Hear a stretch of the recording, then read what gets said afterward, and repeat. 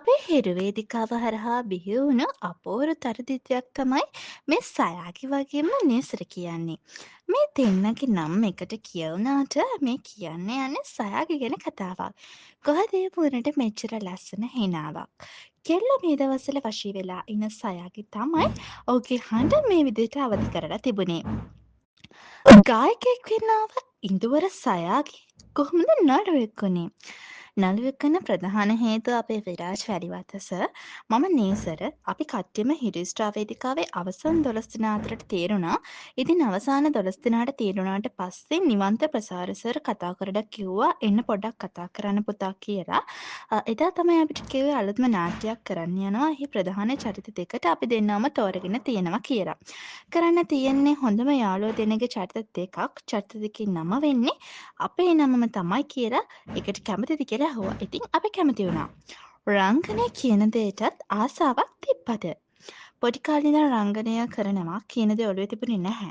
මම හරිම ආසයි ශාරුක් ඛාන්ගේ චිත්‍රපටි බලන්න. මම ආස බොහොම ආදරණීය චරිතවලට. හැබැයි රංගපානවා කියන දේට වඩා සංගීතය පැත්තෙන් ගමනක් යන්න තමයි පොඩි කාලේ ඉඳන් ආසාව තිබුණේ. අධ්‍යක්ෂකවරයා මුලින්ම චරිතය ගැන පැහැදිලි කරේ කොහොමද? නිවන්ත සර් තමයි අපේ අධ්‍යක්ෂකවරයා.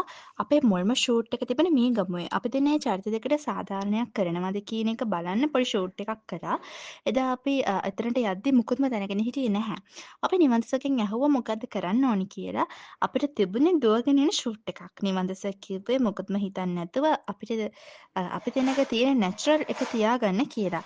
මේ වෙද්දී ලබන ප්‍රේක්ෂක ආදරය ගැන කිව්වොත් ලොකු ප්‍රේක්ෂක ආදරයක් ලැබෙනවා. මුලින්ම මතක් කරන්න ඕනේ මුලින්ම මතක් කරන්න හෙරිස්ටා සීසන් 4 වේදිකාව හරහා තමයි ප්‍රේක්ෂකයන් අතරට මම එන්නේ. එතනින් ලොකු ආදරයක් ලැබුණා. ඊට පස්සේ පෙබරවාරි 14 වෙනිදා ආදරවන්තින්ගේ දවසේ තමයි මුලින්ම නාට්‍ය පැයක් විකාශය වුණේ. එදා ඉඳන් අද වෙනකන් ඉහළ ප්‍රේක්ෂක ආදරයක් ලැබෙනවා. ඒ ආදරය ලැබෙද්දි මට ලොකු ආශිර්වාදයක් වෙලා තිනවා මගේ ජීවිතේට. ප්‍රේක්ෂකයින් මට ආදරය කරනවා වගේම මමත් ප්‍රේක්ෂකයින්ට ආදරය කරනවා. දිගටම රඟපාන්නද කැමැත්ත? රඟපාන්නද සින්දු කියන්නද කැමති කියන එක මගෙනුත් ගොඩක් අය අහනවා. රඟපානවා කියන එක සුන්දර අත්දැකීමක් වගේම ගායනයත් මට නම් සුන්දර අත්දැකීමක්. ඒ නිසා විශේෂයක් නැහැ. අංශ දෙකටම එක වගේ ආදරය කරනවා. රංගනය නිසා ගායනය මගහැරෙයිද? කවදාවත් නැහැ. මම මේ ක්ෂේත්‍රයට එන්නේ ගායනය නිසා. ඉදිරියටත් රංගනයද සහ ගායනය කියන අංශ දෙකේම නියැලෙන්න තමයි බලාපොරොත්තුව. මේ වෙද්දී ඔබේම ගීත නිර්මාණය කරමින්ද ඉන්නේ.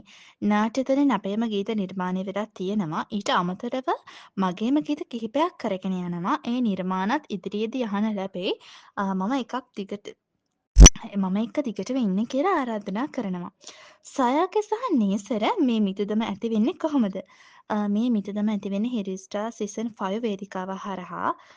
මුලින්ම නම් අපි එතරම්ම සමීප වෙලා හිටියේ නැහැ. මොකද ඒ වෙද්දි 300කට අධික පිරිසක් හිටියා. වට කිහිපයක් ඉදිරියට යද්දි කට්ටිය අඩු වෙලා අවසන් 48 වගේ වෙද්දි තමයි මට නේසරව හමු වෙන්නේ. නේසර ඉන්නේ ගම් 5 මම නැවතිලා හිටියේ රාගම. අපි දෙන ෆිට වුණාම නේසර මාව එයාලගේ කාර් එකේ කඩවත එක්කගෙන ගියා. එතනින් පස්සේ දිගටම උනේ සෙනසුරාදා ඉරිදා හැමදාම මාව කඩවතින් දාගෙන අපි හයිවේ එකේ ගිහින් හිරු ලයිව් ස්ටුඩියෝ එකට යනවා. ඒ ගමන හැම සතියන්තයකම හිරු ස්ටාර් සීසන් 4 වේදිකාවේ අවසන් මහරාත්‍රිය වෙනකම්ම වුණා. ඒ එක්කම මතක් කරන්න ඕනේ නේසරගේ දෙවෙනි අයියා එඩ්රියන් අයියව. අපි තුන්දෙනා තමයි හැමදාම එකට ආවේ ගියේ. නේසර කියන්නේ මට හම්බුන හොඳම යාළුවෙක්. ඉන්දුවර සරාගිගේ පවුලේ විස්තර කොහොමද? අම්මා තාත්තා සහ නංගිලා තුන්දෙනෙක්. අම්මා අවුරුදු 3ක් තිස්සේ විදේශගත වෙලා ඉන්නේ. මේ අවුරුදු දෙසැම්බර් වල අම්මා ලංකාවට එනවා. අම්මව ගොඩක් ආදරෙන් මතක් කරන්න ඕනේ. අම්මා මගේ ගැන ගොඩක් හොයලා බලනවා. අම්මා හැම වෙලාවෙම කතා කරලා මගේ මානසික ශක්තිය, ආර්ථිකමය ශක්තිය හදනවා. සමහර දවස්වල මට නිින්ද යනකම් අම්මා මා එක්ක කෝල් එකේ ඉන්නවා. ඒ එක්කම මගේ අප්පච්චි නිසායි අද මම මෙතන ඉන්නේ. අප්පච්චි මමයි ඉන්නේ හොඳම යාළුවෝ වගේ. මගේ ලයිෆ් එක මෙන්ටර් විදිහට සලකන්නේ මගේ අප්පච්චි. මට නංගිලා තුනක් ඉන්නවා. ලොකුම නංගි මේ වෙද්දී උසස් පෙළ කරනවා. දෙවෙනි නංගි 9 වසරේ.